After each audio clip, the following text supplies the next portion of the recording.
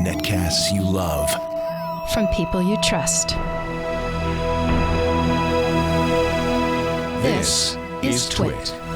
Bandwidth for Ham Nation is provided by CacheFly at CacheFly.com.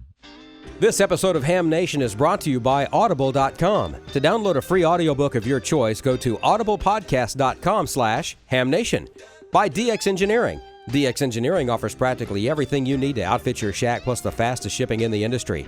In-stock items ship the same day, Monday through Friday until 10 p.m. Eastern. For more information, visit dxengineering.com/hamnation. And by ICOM. For more information, visit icomamerica.com/hamnation.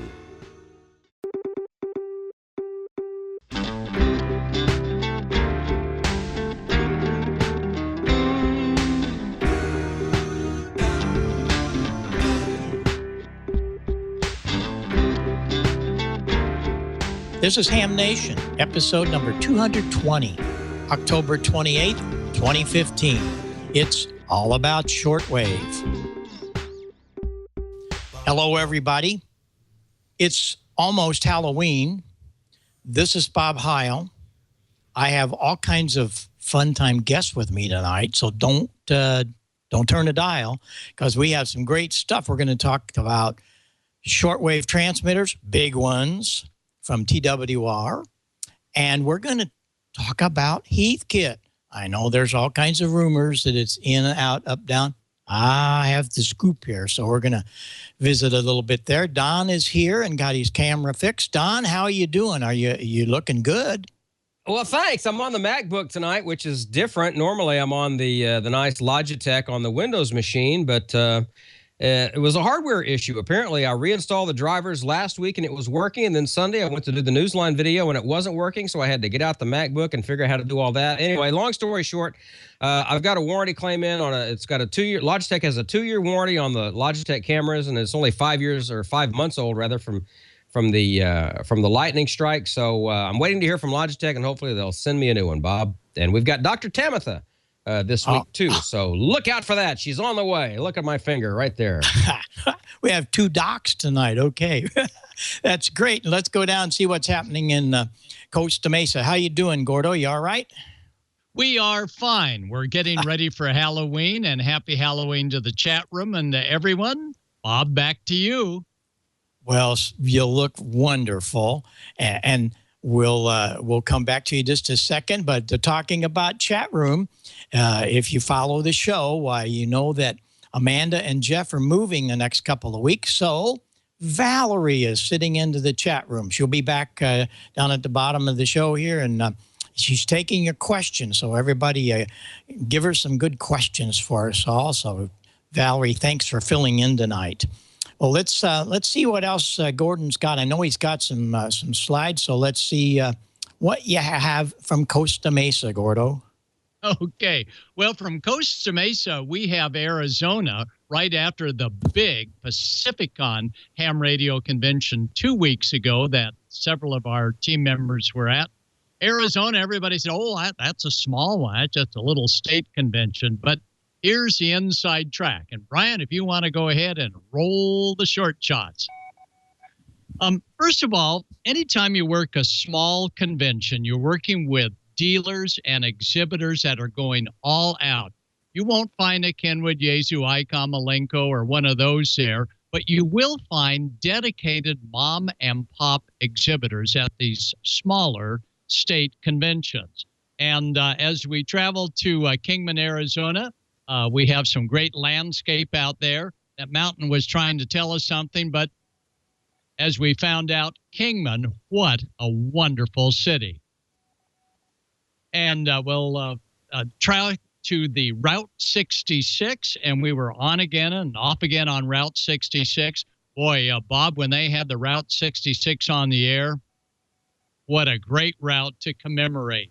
And, you know, it's not real crowded in Kingman, Arizona. That's on a Saturday late afternoon after the convention. Great time to check out all of those neat shops and see some of the old buildings. And look at some of these older signs that have been resurrected. Kingman has really worked hard to make things happen, especially for the ham operators. Well, you knew on that Friday that you were getting close because we pulled in all sorts of county and city and state vehicles that ham radio operators were staffing for their served agency.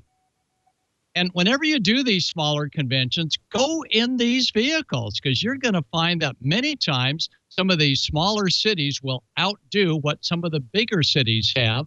And most important, the smaller cities like Kingman tend to use a ham radio operator a lot more than some of the larger cities with sworn personnel. So we enjoyed prowling around, looking at all the interoperability that's going on. Look at all these radios. Only a ham could figure those out. And we even had the Kingman Crime Scene Unit. Look at that. That's good enough for TBTV, huh? And they've got that Route 66 right there.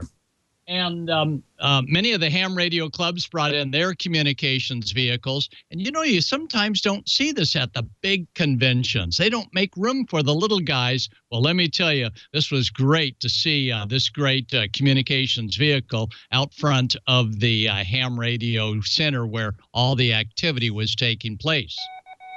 That Friday morning, they put together a great deal with Skywarn with the National Weather Service.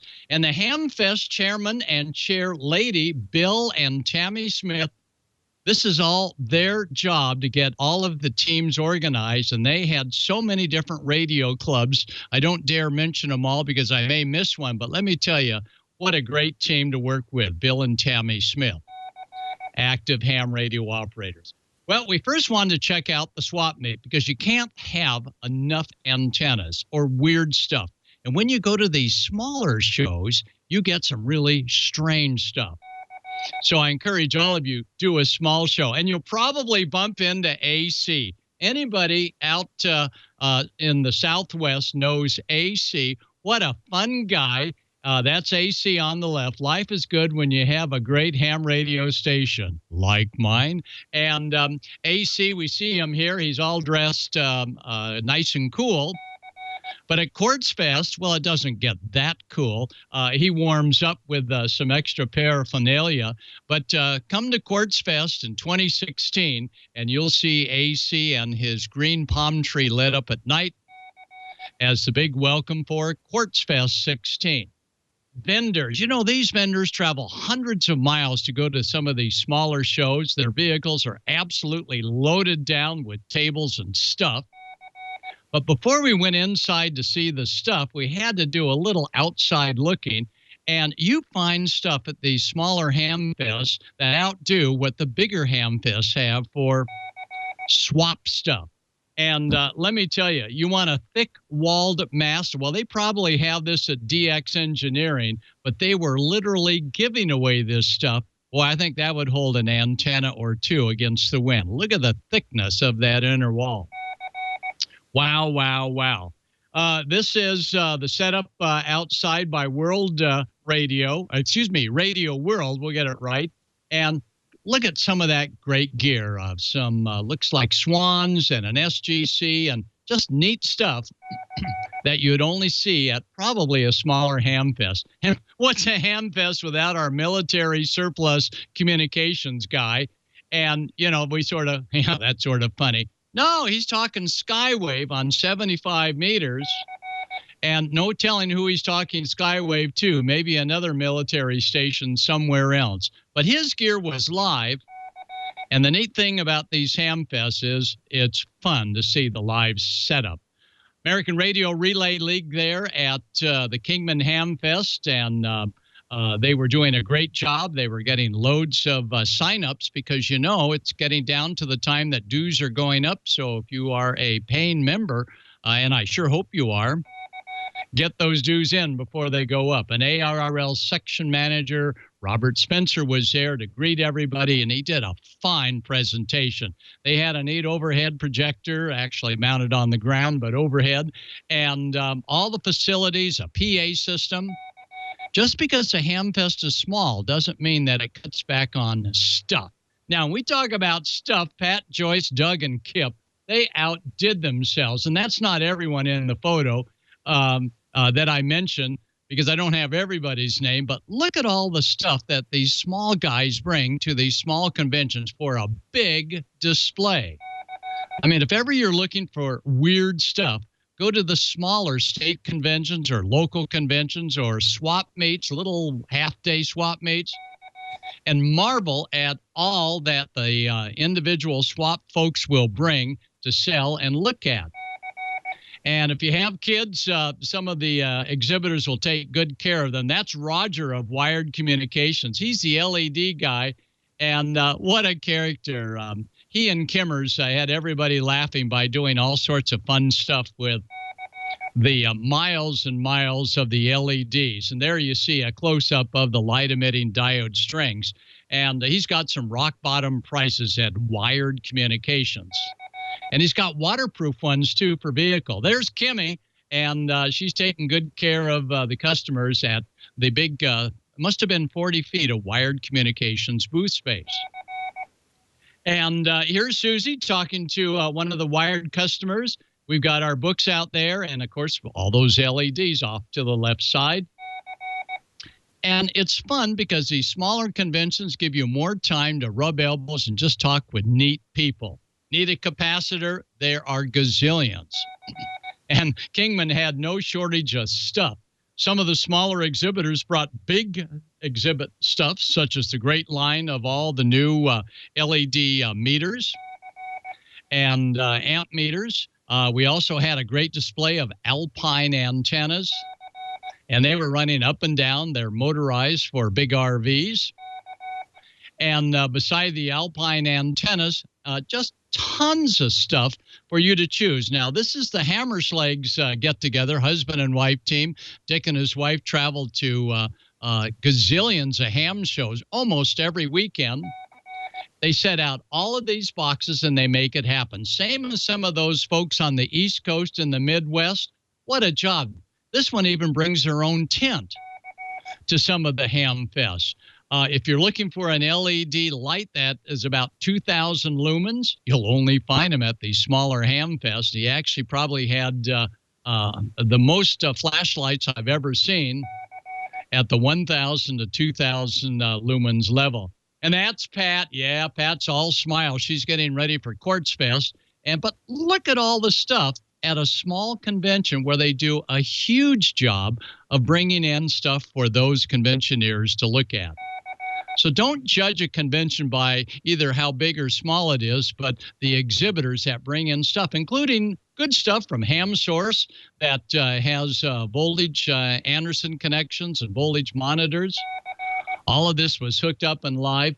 You see these same folks year after year. This is a shot in Dayton, and they keep smiling and they keep doing. So next time you go to what you think is a small convention, thank the vendors because they bust their butts to make things happen.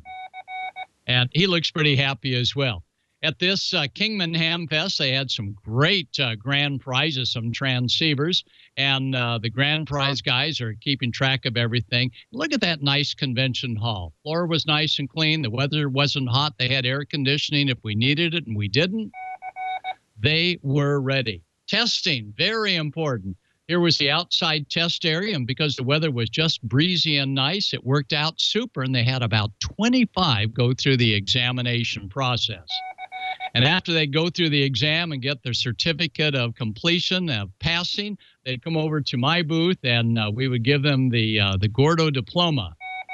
And it was fun to see all these folks. Well, part of our deal was our Amateur Radio Instructor Academy. And this is where we take ham operators that want to start teaching classes or helping as Elmers and getting them officially lined up. And, of course, after they graduate, they'll get their Instructor Academy certificate. And the academy was full. We had about 40 in the room, and they were all at the looking at all of the goodies that we brought. And as a good instructor, you always want to have stuff. Well, they appreciated a lot of this stuff, not all of it, but a lot of it that they were able to take home themselves as an instructor. And those of you that may want to get aboard Instructor Academy, go to HamInstructor.com. One word, HamInstructor.com. and sign up, and you can get a lot of this stuff as teachers of ham radio. So we loaded them up with all sorts of paperwork. Look at all the gizmos. As a ham instructor, you got to have stuff for the hams to look at. He's looking at the potato cooker, trying to figure out how it can generate about 1.5 volts at a measly 20 milliamps. Or maybe it was 2 milliamps. And, of course, the CW Keir that TSA held me up with, that was a big hit. And kids really got a kick out of that. So the Ham Instructor Academy class was a good one to show them how to lay out a table where you have folks on both sides to get twice as many folks in that smaller classroom. And how to make sure that your classroom is accessible by anyone that is not able to go upstairs. And that's Pastor Jason, W6AUX. And he is tending to Kevin. And Kevin is an extra class ham, as well as a Boy Scout, Eagle Scout. So, wow, ham radio has no barriers in getting everybody on the air. So ham radio for kids is great. And we talked in our ham instructor class about how to get more kids into our hobby. And that is get them up front doing something. So it was a great class. We were quite happy with Kingman. And thanks to the Amateur Radio Council of Arizona for having us on board. So next time you see ham radio happening, say hi to the Hammerslags. Look at all of this stuff that they bring with their high-tech liquidators operation. She's hanging on for dear life because she knows after 2 days they got to put it back in the van and head out for another ham fest. So ham fests are fun, even the small ones. Make it a point to go to a small ham fest, support that group, support those vendors, and have fun, as we did at the Kingman, Arizona Ham Fest. Now, coming up is October 31st, this Saturday, the Grand Strand Amateur Radio Club Halloween Beach Fest from 8 a.m. to 2 p.m. Look it up at w4gs.org. In November, we've got another Ham Fest in Congress, Arizona. KJI in New Jersey is having a dealer fest around the 20th, 21, and 22nd. Then in December, we have the big Pluto, W7 Pluto activities going on for a week in Flagstaff. Limark, another 50th anniversary for them. And our condolences for the loss for those in Northern California of famed ham radio operator N4DXA. That's Robbie Spencer. Robbie was a Ham Nation viewer. A lot of viewers wrote in, so we're very sad for Robbie. So we hope everybody will visit a Ham Fest soon. If you've got a Ham Fest coming up that you'd like us to talk about, also send a photo. We're really going to try and get a photo with every Ham Fest we talk about, so you're not having to look at my cat face or my dog body for Halloween. Meow, woof. Back to you, and over now to Don. Don, what have you got? I'm going to tell you about a great sponsor of Ham Nation, and one that I use, in fact, quite a bit. It's called Audible.com. Audible is the leading provider of audiobooks. They have almost 200,000 downloadable titles, over 180,000. And these titles go across all types of literature, including fiction, nonfiction, and periodicals. And the cool thing about Audible is you can get it on your computer. You can get it on your Android stuff. You get it on your iDevices. In fact, I've got it on my iPhone and my iPad. We've got some screenshots so you can see exactly what the Audible app looks like on my iPhone and my iPad. Victor, if you want to bring those up while I'm talking about this. And for listeners of Ham Nation, Audible is offering something really cool, and that is a free audiobook to give you a chance to try out the service. There it is on the iPhone. You can see I'm kind of a big Stephen King fan. The one I want to talk to you about, though, is the second one right there, right next to the airplane. It's called 11/22/63. This is a really cool book. It's about time travel and a guy who goes back and forth between present day and back to a few years actually before, and he actually tries to stave off the assassination of JFK. And I believe they're making this into a movie. I've heard that they are, but it's a great book. Of course, 11/22/63, the day that those shots rang out and President Kennedy was struck down. This is an amazing read. And you can see here it's 30 hours, almost 31 hours long, which I always like the long books because I have a long commute. I have a 2-hour commute to and from pretty much every day. I've got a 125-mile drive. Of course, it took me 2 hours just to get home tonight because of an accident in front of me and construction. But it's a great way to kill that road time or actually any other time when maybe your hands are busy, but your brain is not. And so for listeners of Ham, but check this out, 11/22/63. I think you'll really enjoy it. I love it. And the good thing about Audible is even if you have to, maybe you decide that you need to suspend your service or whatever for whatever reason, things happen. Every book that you buy is yours to keep. So even if you completely cancel your Audible service, you still have access to every book you have ever purchased. And that's the cool thing about it. It's just like going to, that's a good one too. Oh my. And of course, for Halloween, that's, it. That is if you don't like clowns now, you sure won't like clowns after you read that one. I've got on a whole Stephen King kick, but nonetheless, you want to check out Audible because everything that you buy is yours forever. Just like going to the brick and mortar bookstore and buying a book that you actually hold in your hand. It's the same way. It's yours to keep forever. So I want you to go to audiblepodcast.com/HamNation, and you can get a free audiobook, give you a chance to try out the service. If you don't like it, and I think you will, then you cancel. But other than that, you get a new book every month for, I believe it's whatever your monthly fee is for the gold package. I think it's like $15 a month. You get a free book, and you're going to love it. audiblepodcast.com/HamNation. And we do thank you so much for being a great sponsor of Ham Nation. Now let's get into the news of the week from Amateur Radio Newsline, shall we? From Amateur Radio Newsline Report number 1982, these are the Ham Nation headlines for Wednesday, October 28, 2015. Typhoon Kopu slammed the northern Philippines the weekend of October 18th, and by the time it was downgraded to a tropical storm last Monday, it had already left its deadly imprint. Torrential downpours and landslides led to dozens of deaths and tens of thousands of evacuations. But disaster response from radio amateurs was just as rapid, and the National Telecommunications Commission worked with the Philippine Amateur Radio Association to meet the challenge. Hams mobilized to keep tabs on all affected areas and relay information as needed. The Philippine Amateurs Ham Emergency Radio Operator Network, or HERO, focused special attention on the eastern side of Luzon, the main island battered by the Category 4 storm. Kopu is being called the second most powerful storm to hit the island nation this year. With Kopu history, attention's turned to Hurricane Patricia and its landfall on the Mexican west coast. We'll have that report next week. Arthur Collins, W0CXX, the founder of Collins Radio Company, was known as an amateur radio wizard. He was the creator of innovative equipment and radios that would eventually make history, including the radio that landed on the moon with Neil Armstrong and carried the astronaut's voice back to Earth. Collins' legacy is being celebrated in a just-released documentary. Amateur Radio Newsline's Mike Askins, KE5CXP, talked to one of the film's creators.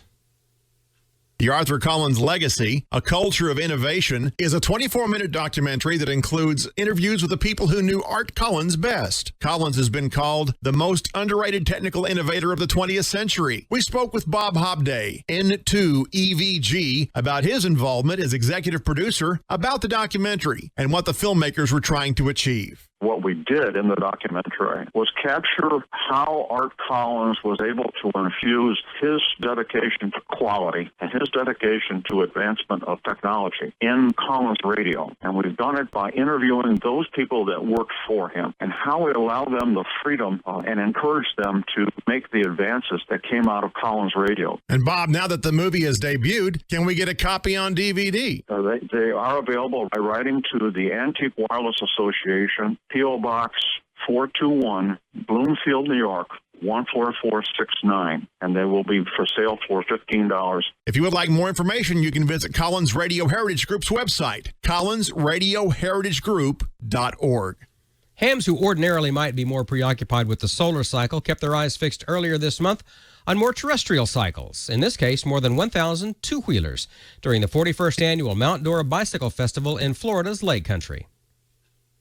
Following the riders is a 25-year tradition for the Florida Hams, who provide critical communication to keep cyclists safe during the Mount Dora Bicycle Festival. Cyclists follow 12 separate routes of varying lengths, but all have the same purpose, to raise money for the local food pantry. While the cyclists followed their routes this year, once again, the Lake Amateur Radio Association and Lake County, Florida Aries followed the cyclists. With 1,325 cyclists from around the country riding this year, the Hams were kept busy. The longest route was 100 miles. The shortest, just 12. Many featured Lake County's trademark challenging hills. Even early morning fog and Florida humidity did not get in the way of the riders, nor did anything get in the way of the Hams, who kept close watch at rest stops and in radio-equipped motor vehicles. The vehicles transported cyclists whose bicycles had broken down, and in one case, a rider who suffered a broken collarbone. Plans are already in the works for the 2016 Mount Dora Bicycle Festival, which will run from October 7th through October 9th. Yes, the Hams will be ready too. I'm Heather MB, KB3TZD in Berwick, Pennsylvania. And finally this week, another means of emergency communications just went online in Southern California. Hams in the Laguna Woods, California area now have a wireless network to use for data transmissions in extreme emergencies. 3 new antennas just went up in the region, creating the Amateur Radio Emergency Data Network, also known as HamNet. Dave Southworth, KS6RFI, secretary of the Laguna Woods Club, describes it as, quote, very similar to the internet in that you can send email and everything else, but you can't go out and send it to mom and pop in Wisconsin. It's a mesh network with each antenna performing the same role a router might perform for the internet, and it provides speeds for data transmission that outpaces even the voice of a radio amateur. Yes, it's that fast, and it should be. It's the area's safety net for communications. Southworth adds, quote, it's an alternate communications path. If there were a big earthquake where the earth shifted and cut internet cables, then we would use our radios and HamNet capabilities to communicate between other HamNet meshes. It could even transmit pictures of areas needing emergency services, giving first responders an idea of what's needed. And it's one of many such projects throughout California's Orange County. With this HamNet, the region's safety net has just widened a little bit more. And that's all from the Amateur Radio Newsline, your independent source for amateur radio news for over 37 years and counting at www.arnewsline.org. With Mike Askins, KE5CXP, Heather Emby, KB3TZD, and Karen Eve Murray, KD2GUT at the news desk in New York, I'm Don Wilbanks, AE5DW, saying 73, and we'll see you next time here on Ham Nation. And now, here's Dr. Tamitha Skov with the solar update. We find out why some solar storms are actually good for emergency communications. And a new flare player rotates into view off of the sun's east limb, and boy, it looks fighting mad. Those stories and more in the news this week.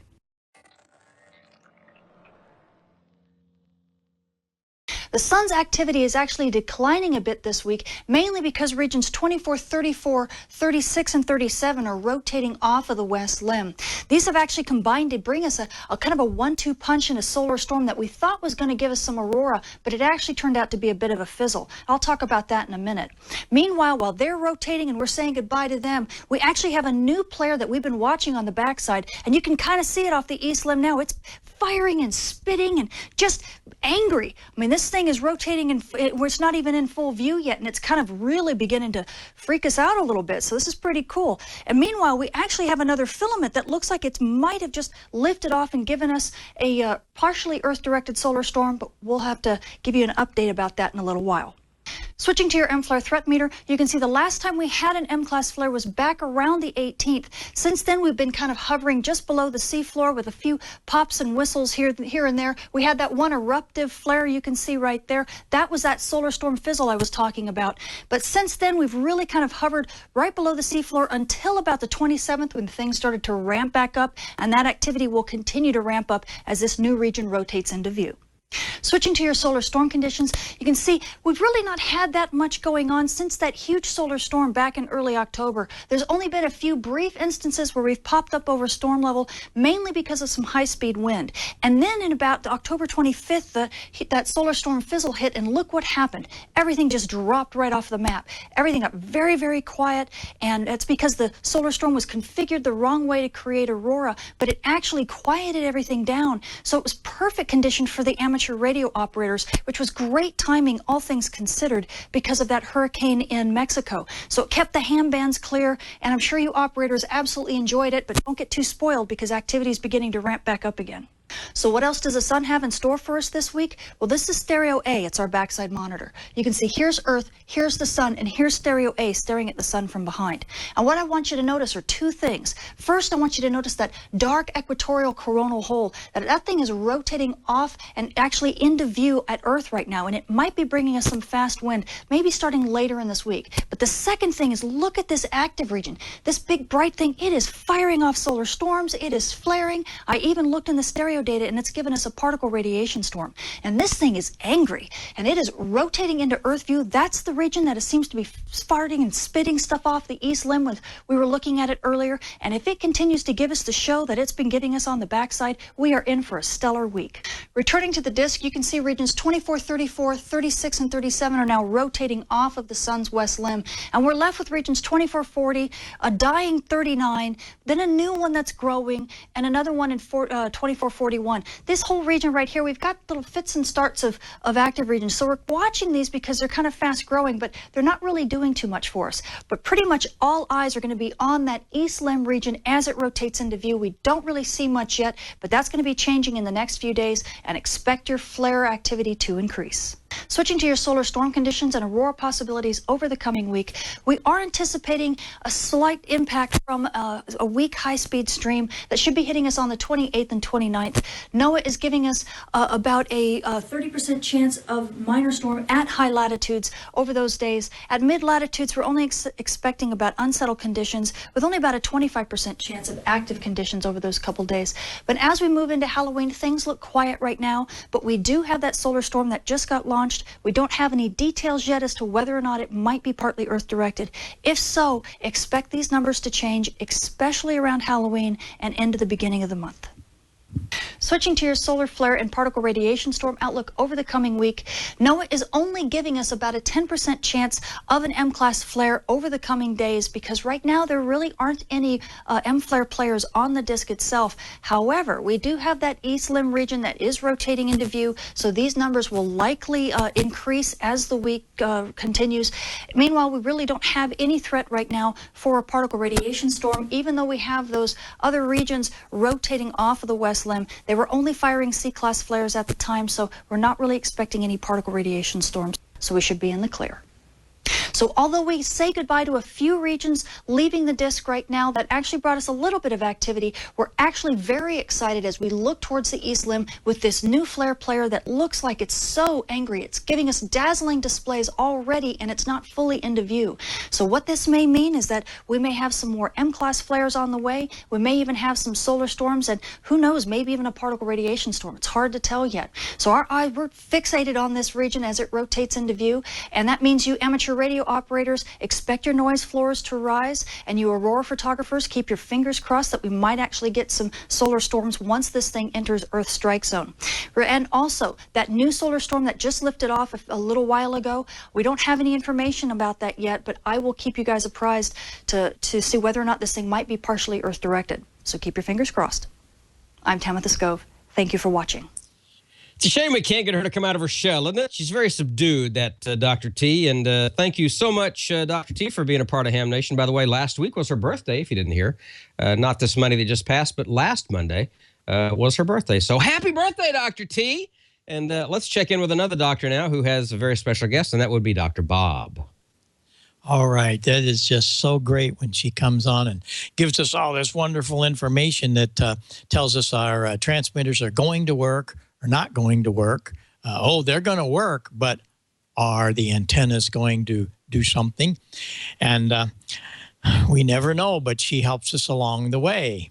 And one of the things that she will be able to tell us is if we're going to be able to hear some shortwave. And I want to introduce a good friend, Lauren Libby. Lauren, are you there tonight? I am. Good evening, Bob. How are you tonight? We are really good, and I'm so happy you could join us. And you're the president and the CEO of TWR. Tell us a little bit about TWR. Well, TWR is a content provider. We do it by shortwave, very high power, medium wave, which is the AM band. Here in the United States, we do it digitally, we do it satellite, and we do it by print media. And we talk to about 165 countries each and every day in 230 languages. And no, I don't speak all 230 languages. I can see that.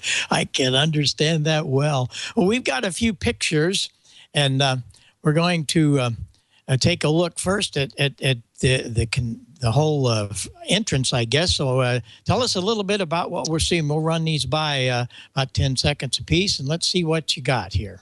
Well, Bob, you operate an AM radio, and you have been involved with a station. How would you like to have a 500,000-watt station at 800 kilohertz?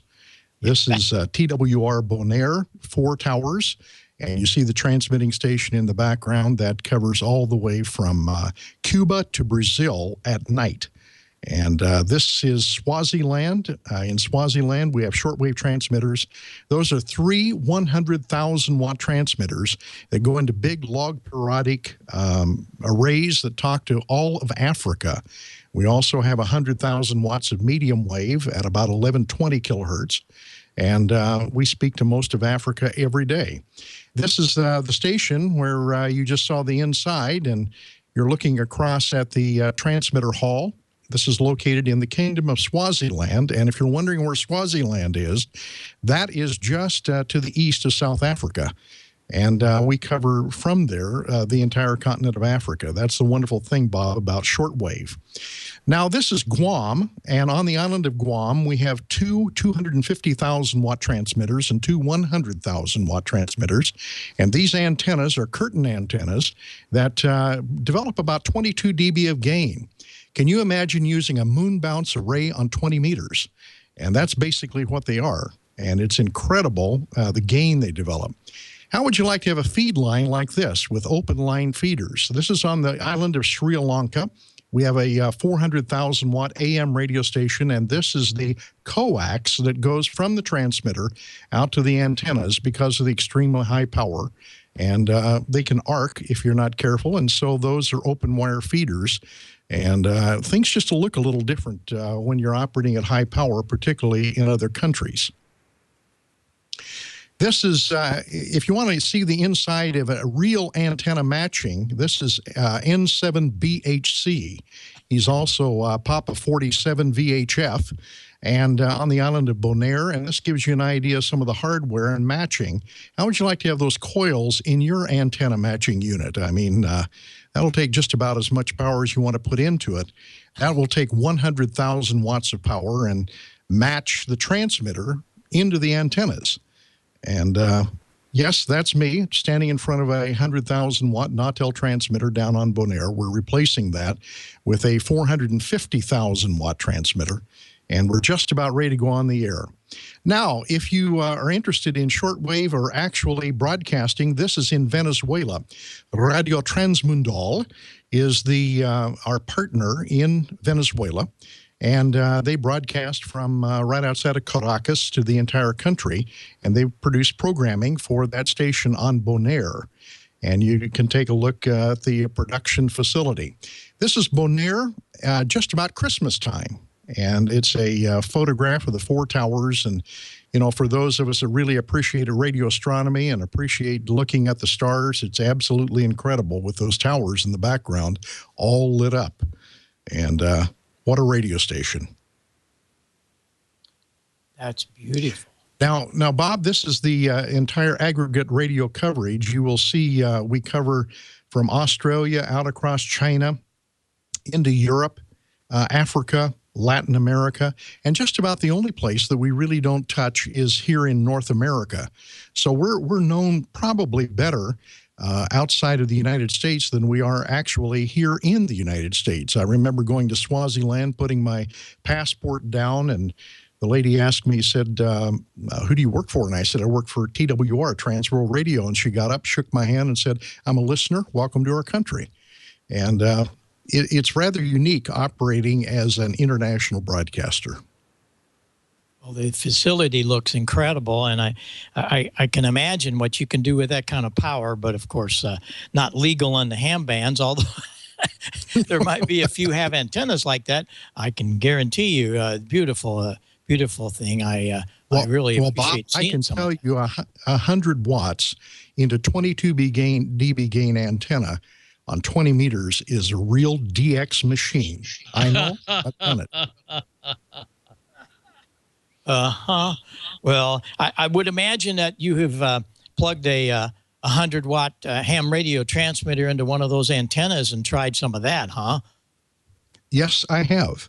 And it's really fun. If you want to go on a trip someday and you'd like to do a de-expedition and, in an air-conditioned place with a very good antenna, I mean, that would be a lot of fun, Bob. You ought to go with us sometime. Well, we'll have to get our DX queen. It'll be coming up here in a little bit, Valerie, and her whole family. They do a lot of work in the de-expedition area. Maybe that would be a good place. We'll have a Ham Nation de-expedition. That would be cool. Wouldn't that be fun? Can I just put one plug in here for those of you hams? If you're looking for an RF engineering job and you've wondered about going outside the United States, we are looking for qualified RF engineers. Bob, we haven't turned out a good RF engineer in the United States probably in the last 25 years from the universities. And, that university that you gave it your doctorate, you ought to really lobby them to be able to get back into analog and RF energy. You are so right. And so many people that you talk to today that are working in broadcast began their career as a ham radio operator, and we need more of that. But there again, it's one of those things that we need more Elmering. We need to build things and help things happen along. But that's a really good thought for many of the guys and gals that are looking for jobs. Perhaps they know something that they can get involved. That would be wonderful. Well, I appreciate you coming on and telling us all about the TWR.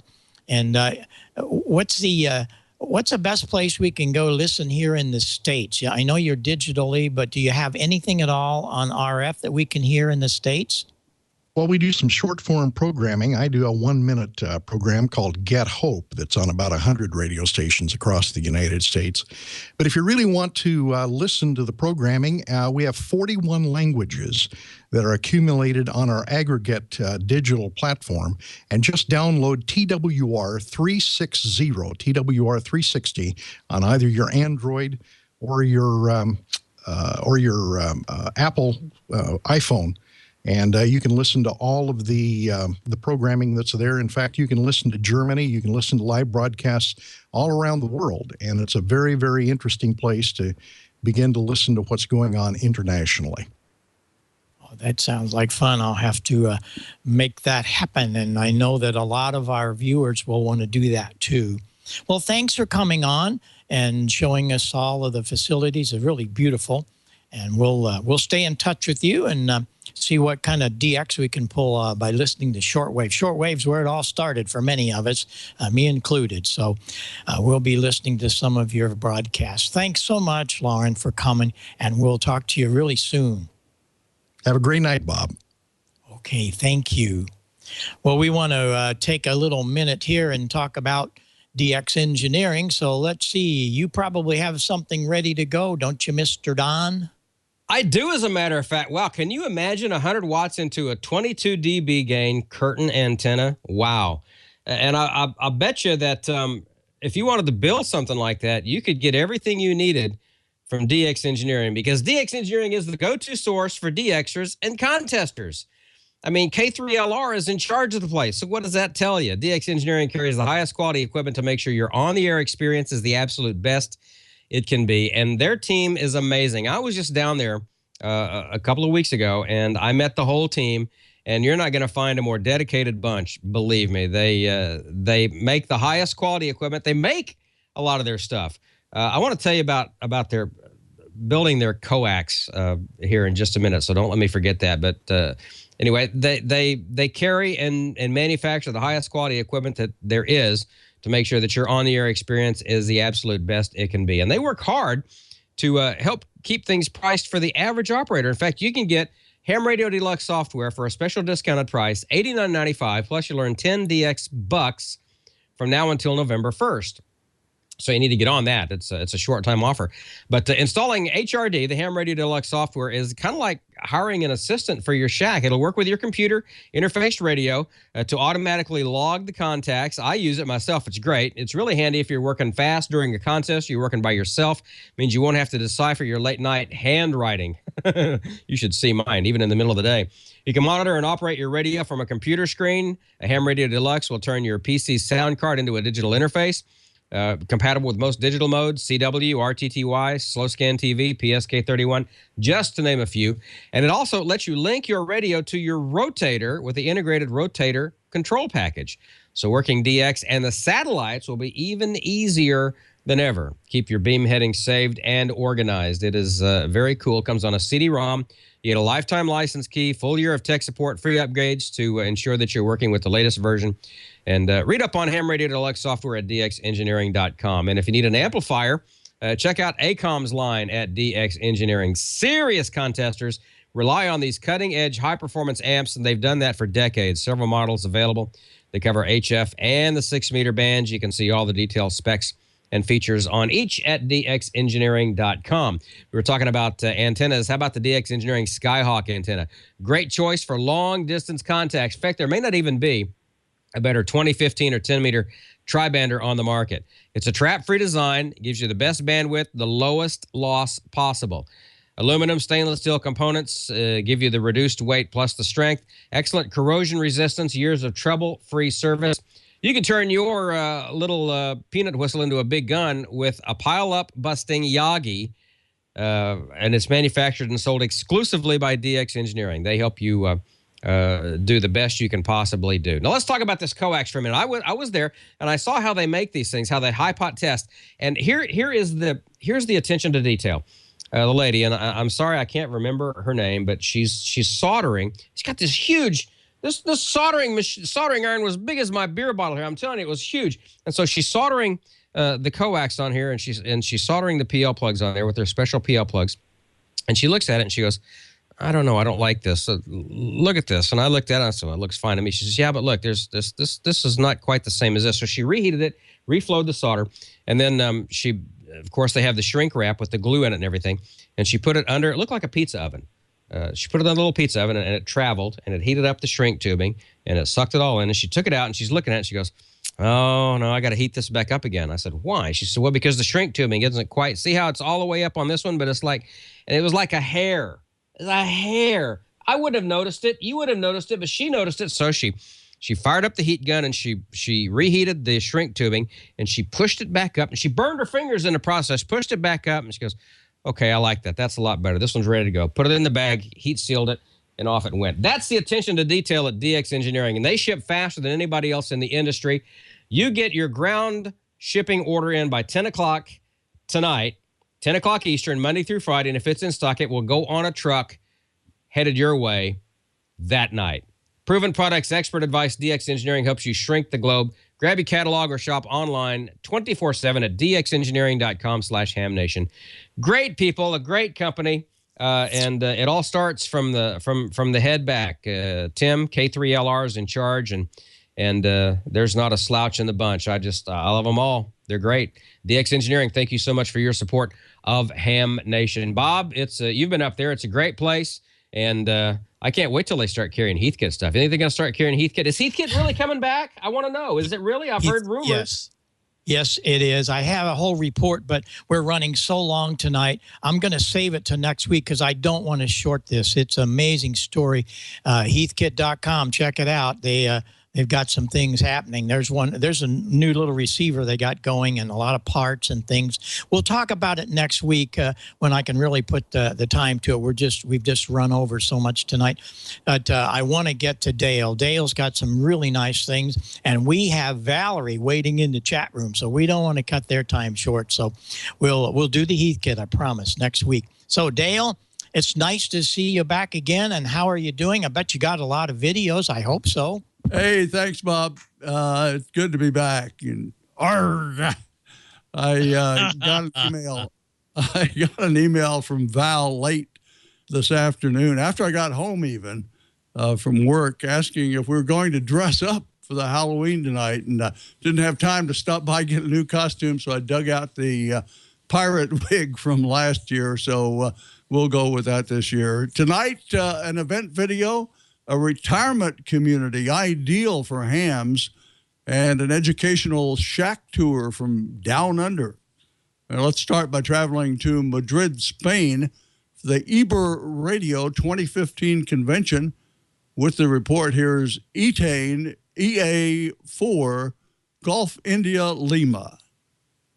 Radio held its first edition of their radio communication fair in the city of Parla, which is located in the south of Madrid, capital of Spain. This was held on the weekend of September 19 and 20th, 2015. Hola, ¿qué tal? ¿Todo bien? Todo bien. ¿Feliz aquí en Iber Radio? Sí. ¿Ah? ¿Va a vender mucho? Eso hasta mañana no se sabe. Ah, ok, muy bien. The fair had a great turnout, nearly 2,000 people. It was covered by local TV Telemadrid and was attended by radio hams, electronic aficionados, local law enforcement, first responders, and anyone interested in the second-hand market. There were a number of presentations on the history of ham radio, emergencies, digital modes, QRP, the future of CB, WRTC 2018 in Germany, and even a session held by USA volunteer examiners for those interested in getting a US ticket.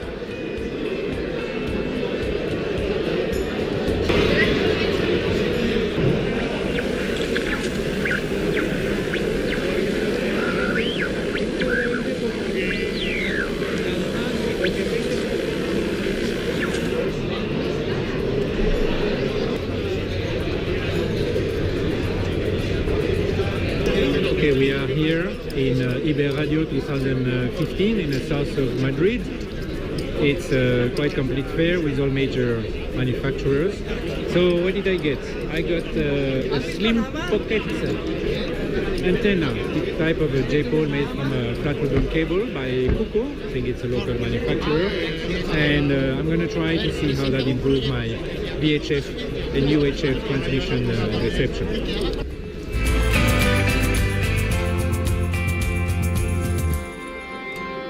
Second-hand booths with current and vintage equipment attracted many, as well as major suppliers like ICOM, Yesu, Falcon, and distributors like Projecto 4, Astro Radio, Mastil Boom, Radiomania.net, Cuco Antennas, Big Signal, QRG, DX Patrol, and various clubs and associations.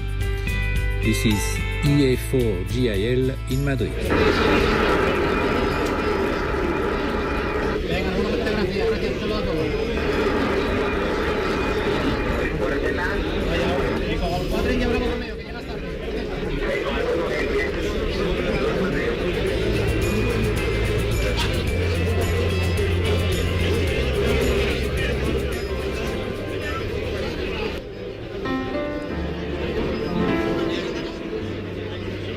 Okay, well, thanks for that report from Madrid, Etane.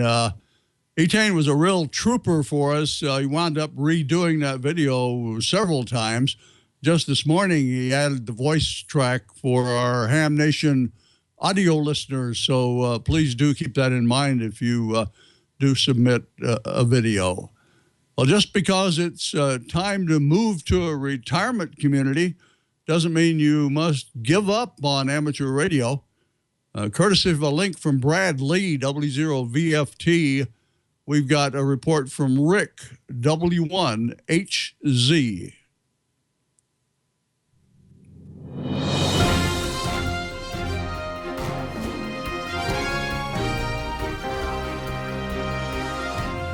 The Embers, located in Marshalltown, Iowa, is a 108-unit independent living facility.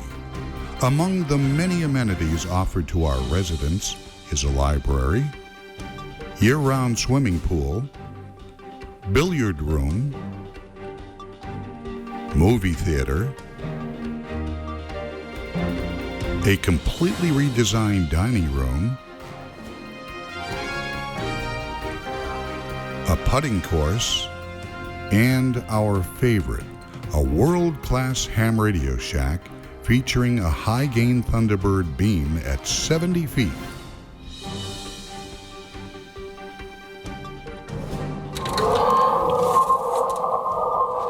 Welcome to the Amber's Ham Shack. I'm Tom Morgan, W4UTK. Just sitting here trying to work a little DX on CW. Nice of you to stop in this morning, and happy to show you our rig here. This is the Embers Ham Shack. It's got a little bit of everything, and 73, goodbye, and thank you for coming by. The Embers installed an ICOM 7000, Yaesu FT950, and an Ameritron ALS 500 amplifier. Additionally, Tom, W4UTK, has added a Kenwood TS590S and Kenwood 450S. The antenna farm includes a high-gain TH6DX Thunderbird beam, a G5 RV multiband dipole, a Comet GP9 for 2 meters and 440, and a Cushcraft AR6 Ringo Ranger. Well, thanks for visiting our ham shack today. We hope you've enjoyed your tour of the Embers. Please stop by if you're in the area, make a QSO, and have lunch on us.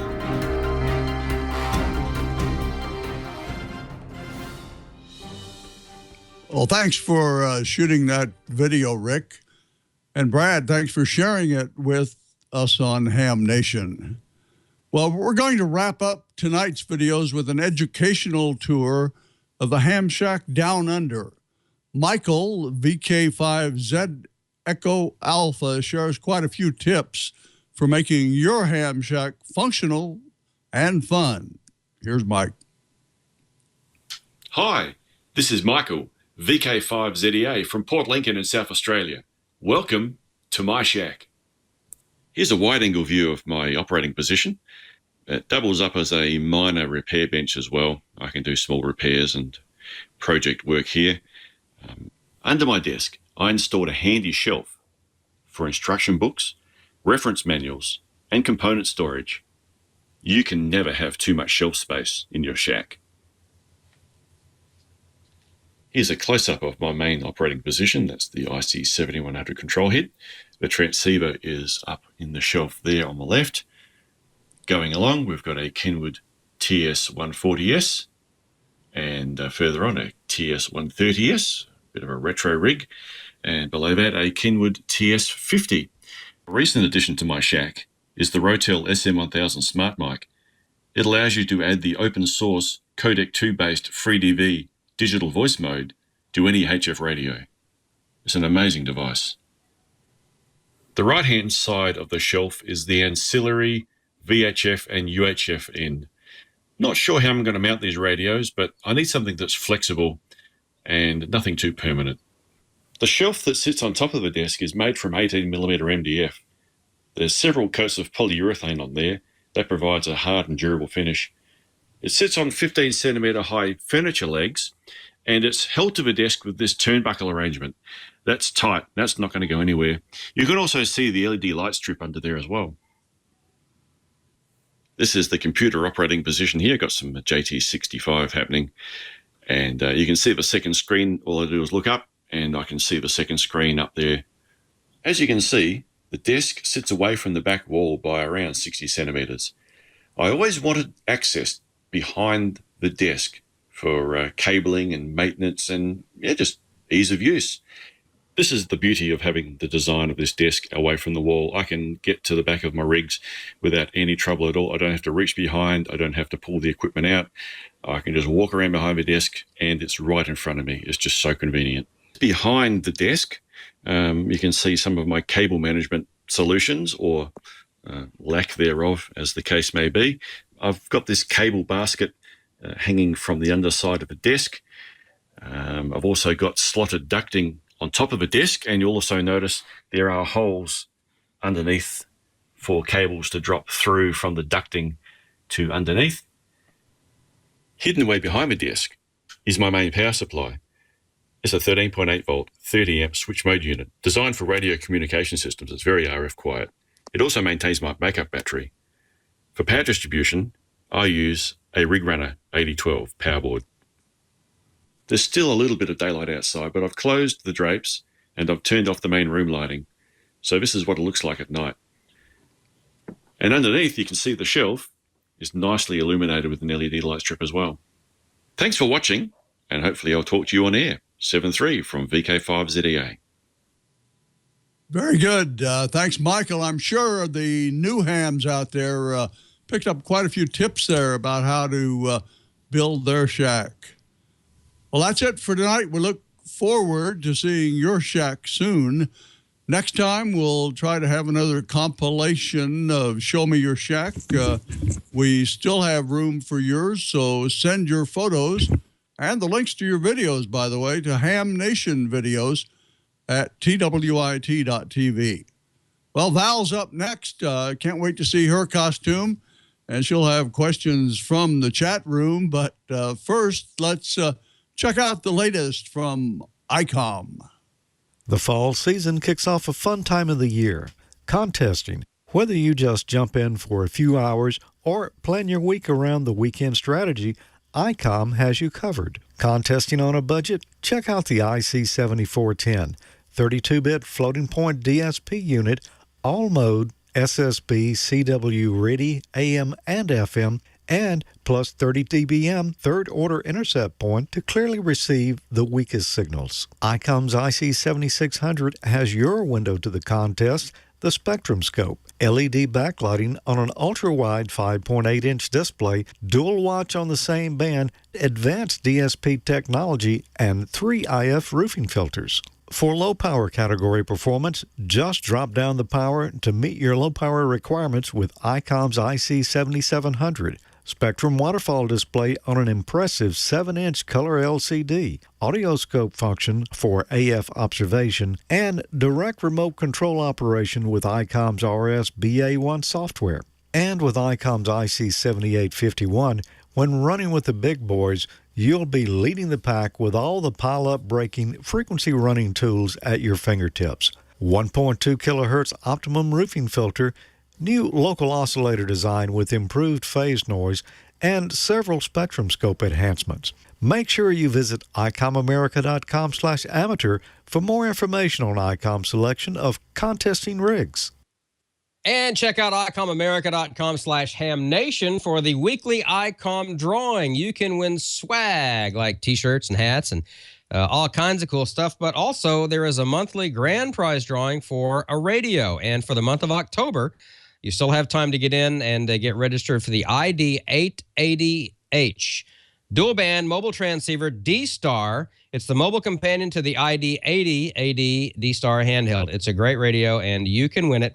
icomamerica.com/hamnation for the weekly grand prize drawing. And everybody who wins the swag, of course, is registered for the monthly radio drawing, and that is the ID880H. George is not with us tonight, so we don't have a contest. We'll have that next week when George gets back, but we do have Valerie tonight watching the chat room. Hello, Val. Can't wait to see your Halloween costume. Dazzle us. Hi, everybody. Officer Friendly here. I'm filling in for Amanda tonight in the chat room, and so I have fair warning for you guys, Don, Bob, and Dale. When I send you these questions, you better get the answers right. You know, don't make me use these. I liked your costumes, guys, by the way. And Dale, I loved yours. By the way, you probably don't know it, but I am an enrolled tribal member of the Ponca tribe of Nebraska. I know I don't look Native American, but I am, and so are my kids. Anyway, I got a bunch of questions. Some of them were for George and for Gordo, so I'm skipping over those. So we'll start with you, Bob. Do ground radial wires around a tower work? And if so, how? To ground radials. Oh, I'm sorry. That's from Tim, Kilo India 6 Lima Sierra Papa. Well, if you have any kind of a tower, you do need some ground radials if it's going to be fed. If it's an antenna, you have to have two pieces of antenna, the radiator and the reflector part. And if you don't have any radials in the ground, you only have half an antenna. So yeah, and radials are very important. And let's see, a couple of weeks ago. How many radios did you have on that one tower, Miss Kopp? What was that? We have 30,000 feet of ground radios on our 160-foot vertical. And that's because they act as a counterpoise, sort of like the other half of a dipole. Yes, exactly. So, yes, they're very important. If you're going to feed that tower as an antenna, have to have it. It's a must. Yeah. All right. Next one goes to you, Dale. Marty, Kilo Charlie 1, Charlie Whiskey Fox. He wants to know what the best tri-bander is for a rooftop antenna. Okay, the best what for a tri-bander? What would be a good tri-bander to put on the roof? Okay, I think if he's going on the roof, he probably wants something a little smaller. So maybe one of the Cushcrafts or something like that has a little less wind resistance, a little less area to swing around over the house there, I think is probably going to be his best bet. Sounds good. I know my first tri-bander I had on my roof, and it was a high gain TH3, and it worked great. I bought it for $100 used. But, yeah, sounds good. I next had one like that. You did too? I had a Cushcraft, and it was a 3-element tri-bander, and just barely fit over the house in Rockville, Maryland, and worked out real good. The band, it was back during one of the great sunspot cycles in the late 1980s, and I worked Europe and all over, just one contact after another. It was fantastic. So it did a good job. Good. Yeah, mine did well, too. I did 200 countries with that one. Valerie, the Mosley has a TA33 Junior. That works extremely well. I had one of those years ago. And Force 12 has their SS model, and those are all small antennas, but they perform really well. Let's not forget about DX Engineering's Skyhawk antenna, too, 2015 and 10. We talked about that in the DX Engineering ad tonight. That's a great antenna. No traps. Means it has really good bandwidth and low loss. So check that out. The Skyhawk. There it is right there. That's a good one too. And that's the one Jerry recommended as well, but he's not a Ham Nation cast member. All right. Hey Don, do you have any experience with lithium ion batteries? Don, Alpha Echo 7 Yankee Hotel. He saw that there's these lithium-ion batteries with 98 watt hours, and he wanted to know if anybody here has had any experience with those. I have not with those particular ones. We'll have to pose that question to Gordo perhaps next week, as he was he gets thinking a lot of using it as like a QRP power source. Right. I can tell you that you got to be careful with lithium-ion batteries and how you charge them, because if you overcharge them or something, those things can explode, and you do not want to see that. In fact, you want to see something pretty scary and impressive, go to YouTube and just search for or LiPos, lithium ions or lithium polymer batteries exploding, being overcharged. It's scary. I mean, it will burn your house down. So when you do charge those batteries, there are guys I know that actually have a safe or a ceramic dish covered fireproof thing when they charge those batteries, like for instance, for radio control airplanes and things like that. So you got to be careful with the lithium stuff, because it is not pretty if you overcharge it. So always make sure you use the recommended charger on those things. Very good. And last one here, or second last one here, is for Bob. Kilo Echo 5, Foxtrot Echo November. He wants to know, what is the best wire to use for a portable wire antenna? Anything works very well. It just depends on what you have. I have had some great success doing some portable operation with lamp cord. It doesn't have to be real heavy. You're probably operating low power, so you don't need 10 or 12 or 14 gauge. And so just about anything works as the antenna radiator. Just depends on what you need to do and how you need to roll it up. We're looking at a thing right now that to try to get on the show here in a couple of weeks. It rolls up in a little, looks like a yo-yo, and you roll it up and the wire is very thin, but it works great. So just about anything works. Just make sure that you're not going to put high power to it, and you should be okay. You remember earlier in the year, we had the guy who had made the antenna out of an orange extension cord. I was calling it the home dipole. Yep. Remember that? Yeah, anything will work. And that of course, you can you get a 20-foot piece of a 20-foot piece of Home Depot extension cord. You can make a nice little antenna out of that for 10 or 20. So yeah, go for it. I thought that was a really good deal that he did because he was a new ham. So, yeah, super duper. And don't forget, everybody, today is National Chocolate Day. Just thought I'd throw that in. Mm-hmm. I'm going to celebrate later. Mm-hmm. Yeah, I'm going to have to celebrate that one when we're done. And my first wire was, I had speaker wire laying around. I used speaker wire, and I made a 142-foot loop sky wire on my roof. So anything works. But I know DX Engineering sells actual dipole wire. They have a good deal on that. Last one, actually, I think I'm going to answer. Bob, you might want to chime in too. But Victor Echo 3, Mike India Charlie Mike, he wanted to know on those remote islands, like the segment you just had, how do they generate power?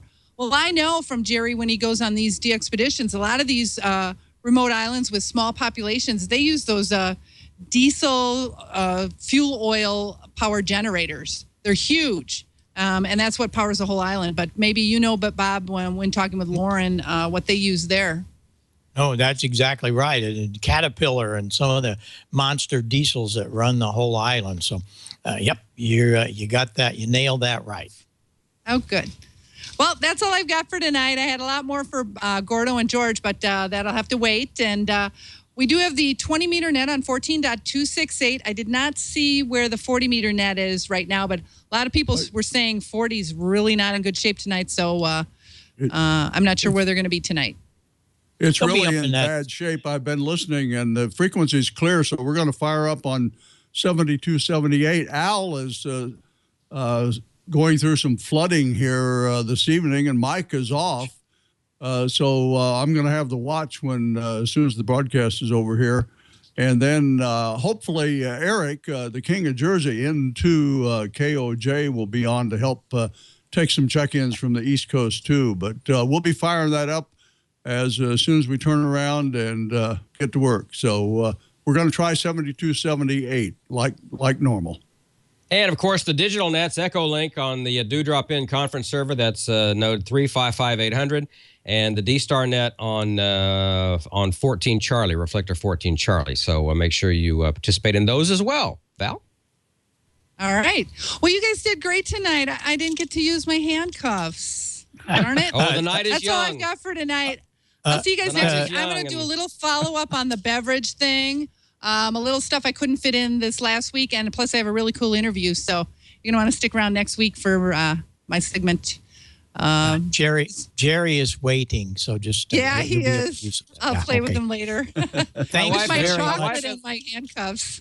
My wife has a pair of those cuffs, and I have not yet begun my felonious activities. But the night is young, and so am I. So, hey, thanks very much, Valerie, for filling in. I want everybody to know that George is having a really serious internet problem. This is why George isn't here tonight.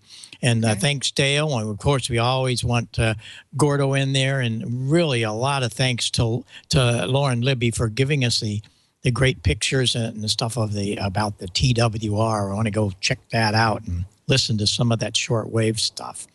Thanks, everybody, for being here. Happy Halloween. We'll be back next week right here at the same time. I'm in the Heil Sound plant again. I'll be here for another couple of weeks before we head back down to the Ozarks, and I miss it because I have no radios here. Well, we have a lot of radios, but they're all testing radios for testing microphones and headsets. No antennas, I guess I should say, dummy loads. Thanks very much. We'll look forward to seeing you next week. 7-3, and this is K9EID. Bye-bye for now.